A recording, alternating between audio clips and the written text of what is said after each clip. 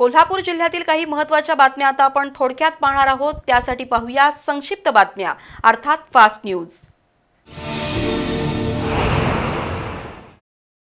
स्थानिक गुन्हे अन्वेषण शाखेचे निरीक्षक रवींद्र कळमकर यांच्या पथकातील अंमलदार सचिन जाधव, अनिकेत मोरे यांना पन्हाळा तालुक्यातील कोतोली इथल्या प्रकाश लवटे यांच्या शेतातील शेडमध्ये 3 पाणी जुगार सुरू असल्याची माहिती मिळाली। या पथकातील उपनिरीक्षक संतोष गळवे, अंमलदार संजय पडवळ, विशाल चौकले, संजय कुंभार, लखन पाटील, संदीप बेंद्रे, राजेंद्र वरंडेकर, विजय इंगळे यांनी प्रकाश लवटे यांच्या शेडमध्ये छापा टाकून 3 पाणी जुगार खेळणाऱ्या प्रकाश लवटे यांच्यासह संदीप लवटे, सर्जेराव मेंगाणे, दीपक गवळी, समर्थ पाटील यांना ताब्यात घेतलं। जुगारातील 22,500 रुपये, 5 मोबाईल आणि 5 दुचाकी असं 3,13,000चं साहित्य जप्त केलं। कोल्हापूर शहरातील कचऱ्याचा उठाव करण्यासाठी सुमारे 190 टिप्पर महापालिका आरोग्य विभागाकडे आहेत। त्यापैकी 30 ते 40 टिप्पर नादुरुस्त असल्यामुळे रस्त्यावर धावत नाहीत। परिणामी शहराच्या अनेक भागात कचऱ्याचा नियमित उठाव होत नाही। उपनगरात तर 4-5 दिवसानंतर टिप्पर येतो। परिणामी नागरिकांना घरातच कचरा ठेवावा लागतो। त्यामुळे अनेक नागरिक रस्त्याकडेलाच कचरा फेकून देतात। बापूराम नगर ते पोद्दार स्कूल या भागात रस्त्याच्या कडेला कचऱ्याचे ढीग दिसून येतात। नागरिकांनी टाकलेला कचरा अक्षरशः निम्म्या रस्त्यापर्यंत आलाय। त्यामुळे बकाल चित्र निर्माण झालंय।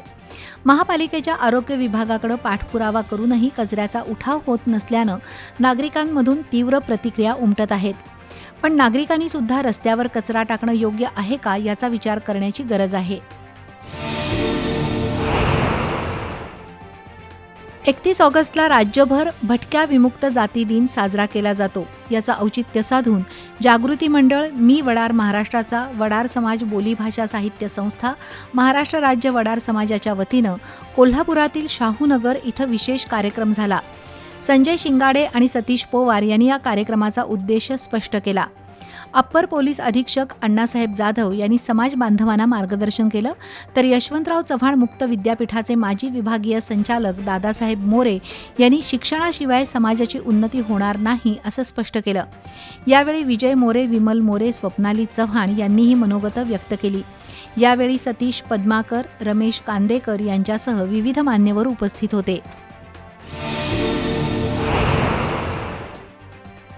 जिल्हा क्रीडा कार्यालय आणि प्रिन्स शिवाजी मराठा बोर्डिंगच्या वतीनं नुकतंच डोपिंग विषयी व्याख्यान झालं।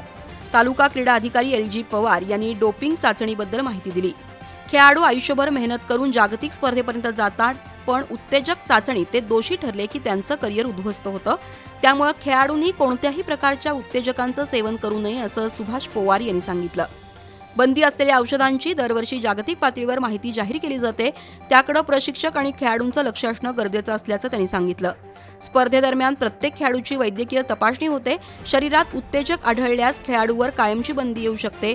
त्यामुळे खेळाडूंनी उत्तेजकांपासून लांबच राहावं असं आवाहन सुभाष पवार यांनी केलं। यावेळी शिवाजी पाटील यांच्यासह रवी कुमठेकर, संदीप पाटील, प्रदीप साळुंखे, अजिंक्य चौगुले, सोनल सावंत, सचिन कदम, रंगराव पाटील उपस्थित होते।